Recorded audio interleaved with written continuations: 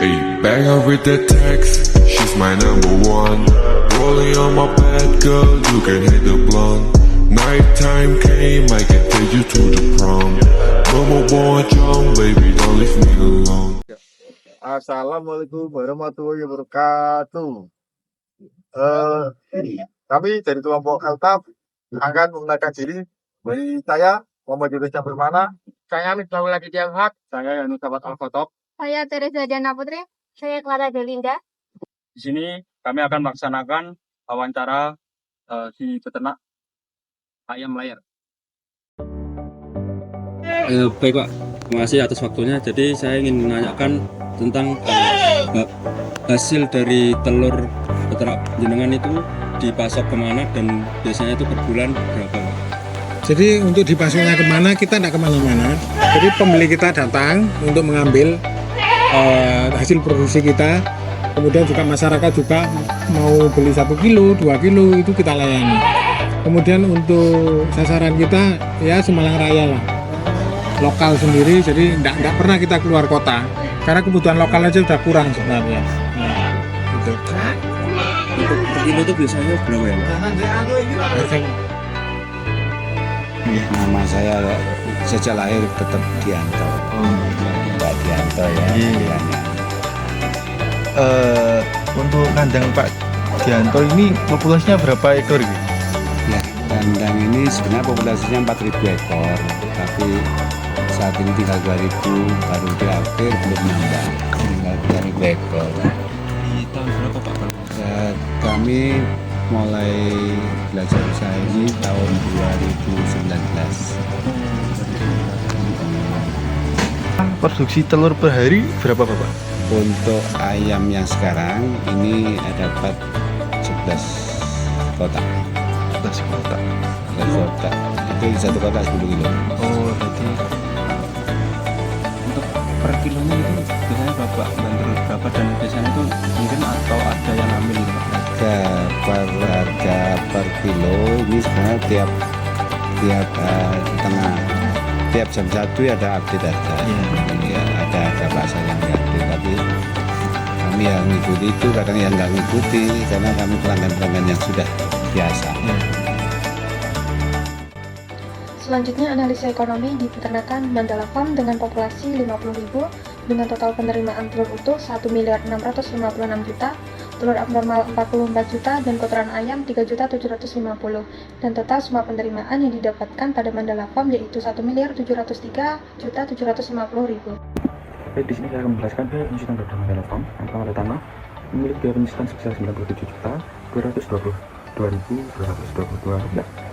Hal ini dikarenakan pertimbangan dari lokasi yang kurang strategis dan juga jalur yang bebatuan atau makadam yang alhasil menimbulkan biaya penyusutan.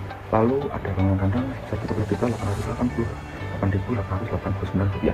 Untuk tempat pakan dan minum biaya penyusutannya 357.222 rupiah.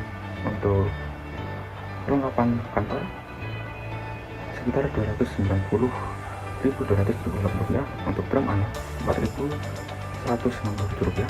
Lalu ember itu ya penyusutan bulan sekitar 1.389 rupiah. Dan kulit dengan populasi 50.000 populasi ayam layar yaitu sekitar 136.363.636 rupiah untuk biaya penyusutan per bulannya. Dan yang terakhir biaya penyusutannya ada CCTV dengan jumlah 2 buah memiliki biaya penyusutan sebesar 1.667 rupiah untuk per bulannya. Dan total biaya penyusutan pada Mandala Farm per bulannya itu 248.129.470 rupiah. Oke, selanjutnya adalah biaya tetap Mandala Farm. Yang pertama adalah biaya penyusutan. Biaya penyusutan Mandala Farm adalah 248 juta. Yang kedua pajaknya 1 juta. Total 248 juta. Analisis ekonomi peternakan pada Mandala Farm.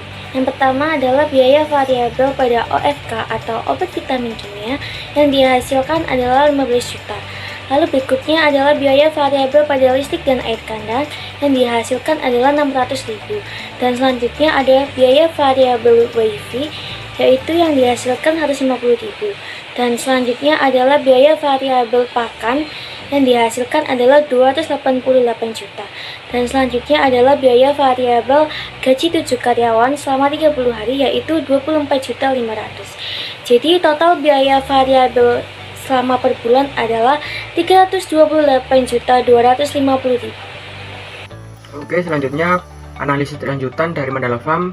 Yang pertama biaya tetap 248 juta, biaya variabel 328 juta, total biaya produksi 576, penerimaan 1.703 juta, ration 2,9, BEP harga 8.000, BEP unit 23.000, MOS 14.000, keuntungan kotor 1.127 juta, pajak penghasilan 394, keuntungan bersih 732 juta, MOS persen 65,19%. Selanjutnya analisis ekonomi di Gunung Sari Farm dengan populasi 2000 dengan jumlah penerimaan total telur utuh 82.500.000, telur abnormal 1.732.500 dan kotoran ayam 150.000. Dan total semua penerimaan yang didapatkan yaitu 84.382.500. Baik, di sini saya akan menjelaskan dari penyusutan dari Gunung Sari Farm. Yang pertama, di tanah memiliki 0 rupiah penyusutan karena tanah milik beliau itu adalah warisan. Dan setelah itu ada bangunan kandang yang penyusutannya sebesar 388.889 rupiah. Untuk pakan dan minum 97.917 rupiah.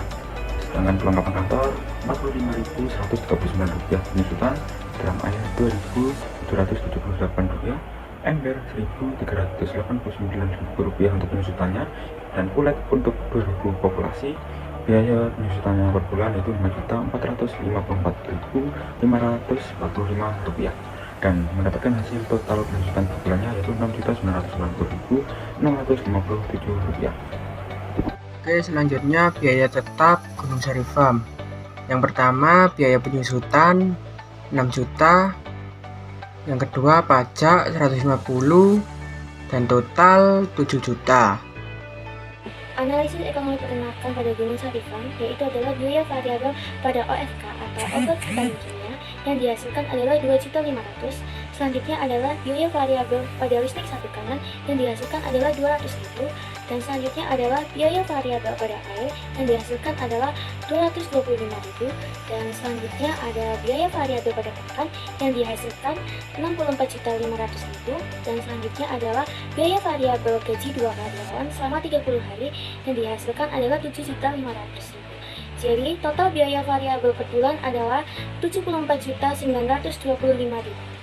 Oke, selanjutnya analisis lanjutan Gunung Sari Farm. Yang pertama biaya tetap 7 juta, biaya variabel 74 juta, total biaya produksi 81 juta, penerimaan 84 juta, ration 1,03, BEP harga 24.000, BEP unit 3.000, MOS 172, keuntungan kotor 2 juta, pajak penghasilan 122.000, keuntungan bersih 2.331, MOS persen 0,69%.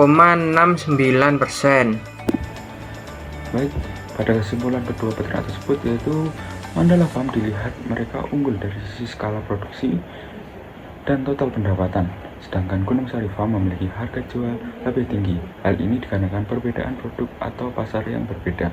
Selain itu, perbedaan skala menunjukkan strategi bisnis dan kapasitas manajemen yang berbeda. Mungkin sekian yang dapat kami sampaikan. Kami kelompok L6 pamit undur diri. Bila ada salah kata maupun perbuatan kami mohon maaf. Billahi taufiq wal hidayah. Wassalamualaikum warahmatullahi wabarakatuh.